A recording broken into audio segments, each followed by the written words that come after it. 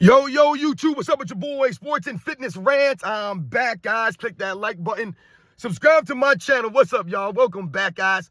Welcome back, man. Got another great video for you guys today, as usual. You guys know the deal in this channel, man. It's all about setting the record straight, stopping the lies, stopping the narratives, stopping them from rewriting history, guys. It's all about educating people out here, educating these fools, man. And we're going to continue the education of Casino for Life. Yeah, I'm going to do one more, unless he wants to continue this, because we can keep this going, like I said. But I wanted to do one more video today, man, to really drive home my point and to really help educate him and his fans out there. Because like I said, man, his fans ain't really worth much. So we're going to talk about some more facts in this video as far as the Detroit Pistons and Michael Jordan and Michael Jordan's greatness and how this dude, once again, doesn't understand. He's trying to shortchange Michael Jordan for some personal hate and some weird, like I said, some weird emotions. It doesn't make any sense, man. Trying to make it seem like Michael Jordan wasn't perfect. Whoever said Michael Jordan was perfect or anything like that, it just, like I said, weird stuff we're going to talk about. And I want to thank you guys, everyone across the world, everyone across the states has been supporting my channel. Once again, guys, you know I am truly, truly humbled. Much respect to all you guys out there, man, that continue to roll with me. You guys know real recognize real, man. And you guys know what to do. Turn the volume all the way up. Hit that play button. Remember, these videos are for educational purposes. And let's roll. Remember, for educational purposes, man, we're going to continue the education of Casino for Life in this video. Because like I said, there was a couple of things that I wanted to drive home that I really wanted to make clear. And one thing that I want to get straight off the jump is this idea or notion that Michael Jordan is perfect, or that, you know, we try to make it seem as if Michael Jordan was perfect. You know, like I said, he was mentioning a lot of real weird personal things on his live stream about why Michael Jordan ain't this or why Michael Jordan ain't that. Like I said, some weird emotional stuff, man. This has never been about the personal, you know, or the person of Michael Jordan. I don't know Michael Jordan personally, dude. And I think you do. And I think a lot of these people think that they know someone that knows somebody, that knew someone that knew something, that told a story or heard a story. And it gets really weird with this stuff. When we talk about Michael Jordan, man, I've never once said, I got over 3,000 videos on this channel, my man. I've never once said that Michael Jordan was perfect. Never said he was a perfect human being. Never once said this, man. Never. No one's perfect. I'm not perfect. You're not perfect. I tell you guys all the time, and the best man I know is my father. He ain't perfect. You know what I'm saying? My dad's not perfect, man. Like I said, my dad was a hard dude, man. A hard man. He was not perfect. I tell you, the times I was growing up, man, I was like, damn. Like, what did I even do? Like, I don't get this. So, once again, man, it's not about being perfect or Michael Jordan being perfect or this being a personal thing with Michael Jordan, man. He was commenting on the posters I have behind me. These guys are weird, man. Like I said, the reason why I made a comment about the Pistons flag and the Pistons stuff behind you is because you're wearing a Bear sweater. It's weird stuff. I didn't have Chicago Bulls stuff behind me. I had a picture of Michael Jordan, dude. I had a picture of Dr. J. And he tried to say that I'm a documentary watcher. I watch documentaries. I don't know these people. Dude, you don't know these people. You think you know people. I hate people that think they know everything that's going on behind the scenes. That's what I call them a conspiracy theorist. These guys are real weird. That's your emotions, my man. All right? We're talking about Michael Jordan basketball. We're talking Detroit Pistons versus the Bulls. You out here in the weeds. I called you out on certain things, and you had no answer. You're crying and moaning. I didn't pick a team out. But I want to drive home a couple points, and that was the first one. Michael Jordan ain't perfect. All right? I hate when people say, oh, Michael Jordan didn't do this for the community. Michael Jordan didn't do that. Why Michael Jordan sneakers cost so much? Why Michael Jordan don't speak up about that? Y'all weird, man. Why don't y'all speak up about that stuff? All right? Michael Jordan don't owe nobody nothing. I keep telling you, fool, he don't owe me nothing, man. You act like these fools owed you something. You're weird. You're talking about the basketball player. Michael Jordan, the basketball player, that dude earned it. You're out here trying to make it seem like the NBA gave Michael Jordan something, man. Like I said, you got a personal vendetta against Michael Jordan. That's really weird. You have a personal attachment with Isaiah Thomas. That's really weird because Isaiah Thomas, in my opinion, is a dirtbag. I would never support this dude publicly. You kidding? Isaiah Thomas? Dude's a clown, man. This dude's so crying about stuff that happened years ago. This dude is mad envious of Jordan. It's sad for a grown man to be that envious and bitter and jealous. Weird, emotional. You guys are soft and feminine, man. That's why you guys support each other. But I wanted to drive home the point, the second point actually, is that he's trying to make it seem that Michael Jordan wasn't really that great. and he was a media creation. I told you, he said that Michael Jordan and the Bulls were a media propaganda. That's what made Michael Jordan great. Michael Jordan was just hyped up to be great, but he wasn't really that great. You know the funny thing about when he talks like that and he says these things, and I tell you, these guys in the play sports, they didn't watch this stuff growing up. They don't respect these guys. You're crapping on the entire 90s when you say that. So, like, all the guys that he competed against, they didn't really compete against Michael Jordan. Nah, the NBA gave him all this stuff. Michael Jordan didn't earn it. He didn't go out there and really beat them. They all bowed down and moved out of the way from Michael Jordan. Patrick Ewing and Charles Barkley, Clyde Drexler.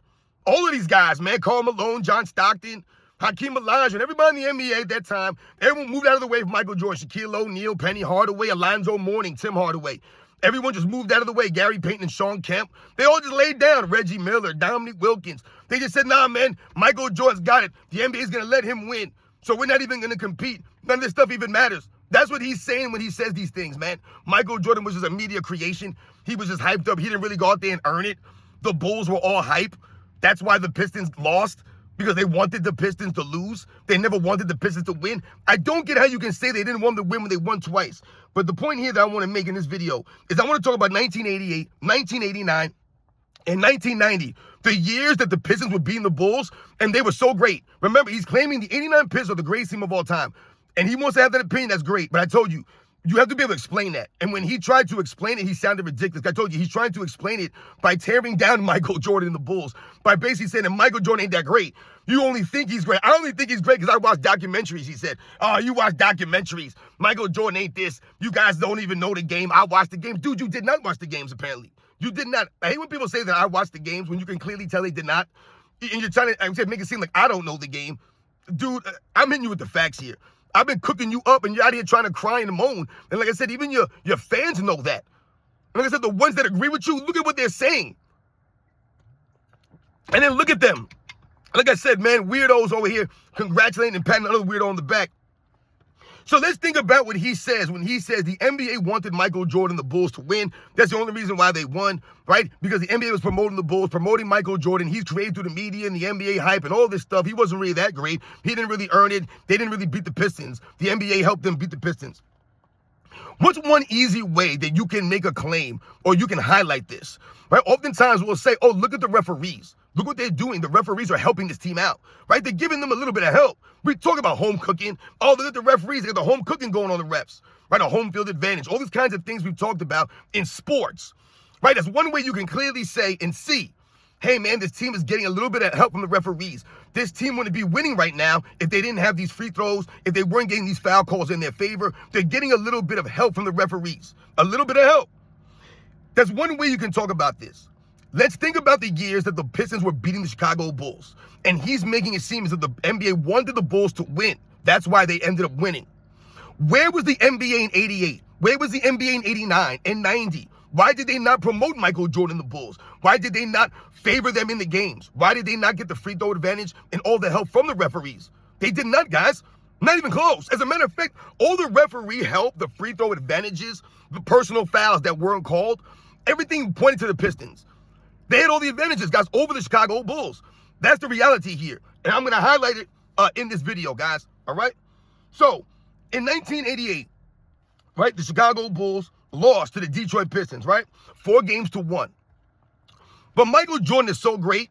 He's so competitive. He raises his teammates up so much that the Pistons never swept the Chicago Bulls in a 7-game series. They never once swept the Bulls, guys.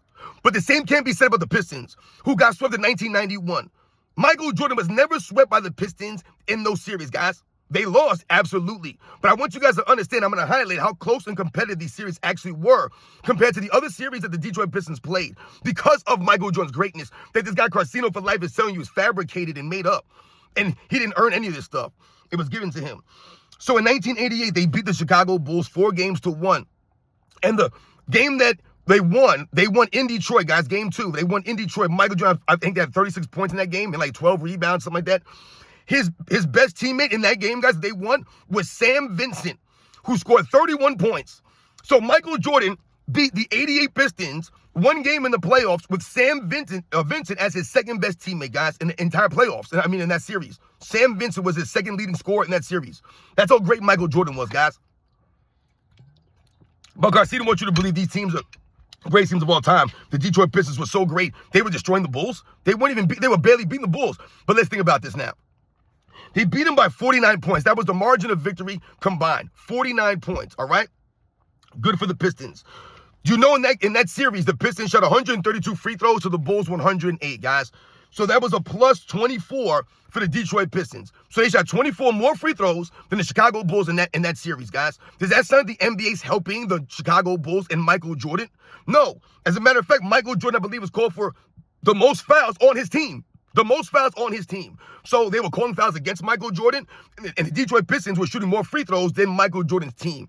So he wasn't getting help from the referees in that series.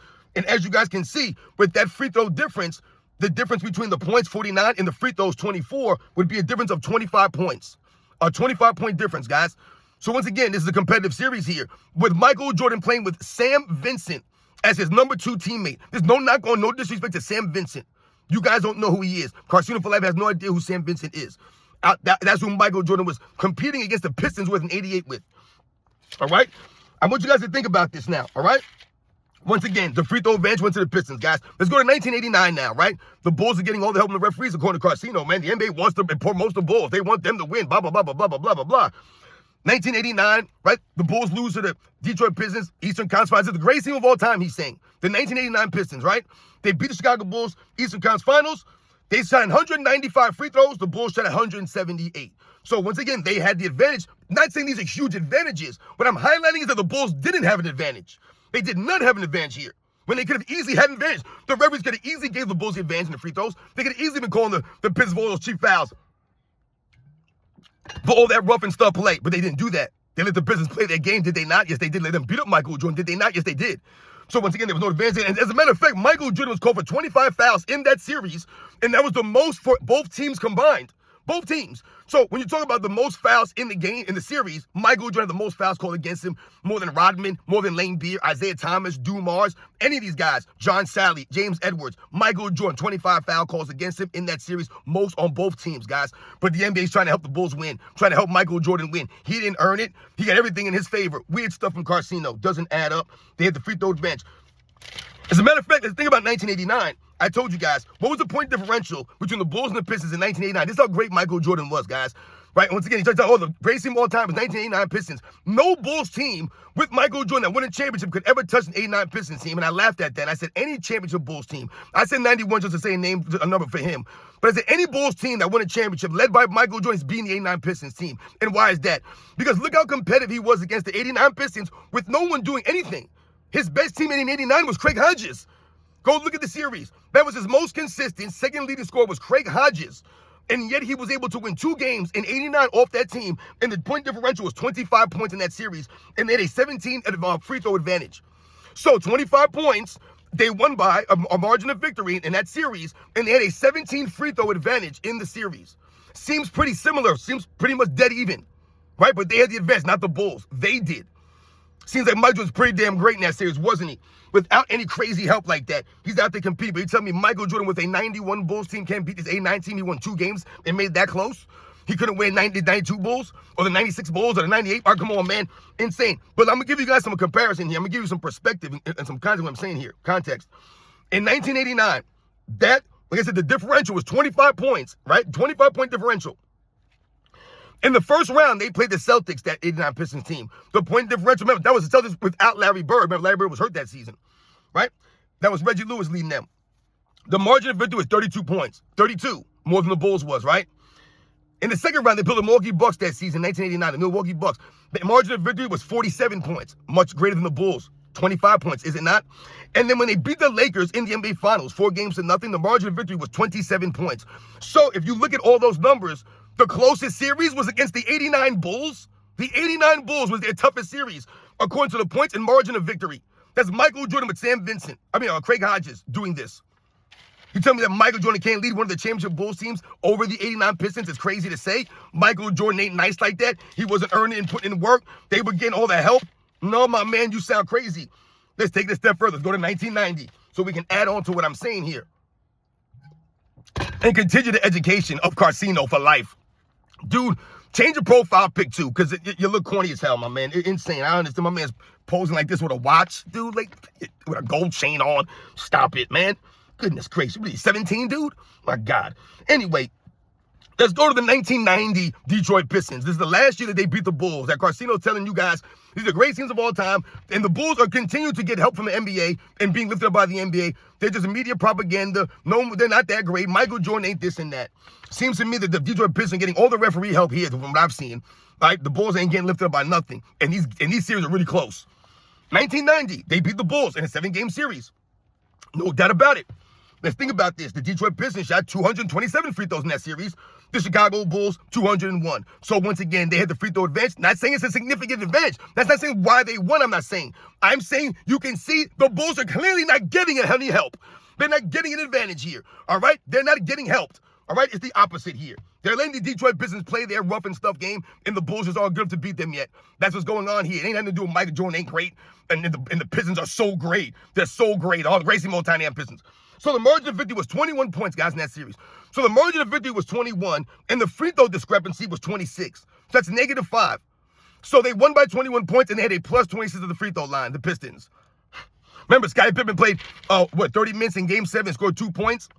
Oh, they're the greatest team of all time. Michael Jordan wasn't doing nothing. So in 1990, let's think about the differential, the margin of victory between the other games that they played, the other series. In round 1, they played the Indiana Pacers, right? They beat the Indiana Pacers by a margin of 37 points, right? More than the Bulls, 21. In the second round, they played the New York Knicks. They beat the New York Knicks by a margin of victory of 57 points, way more than the Bulls, 21.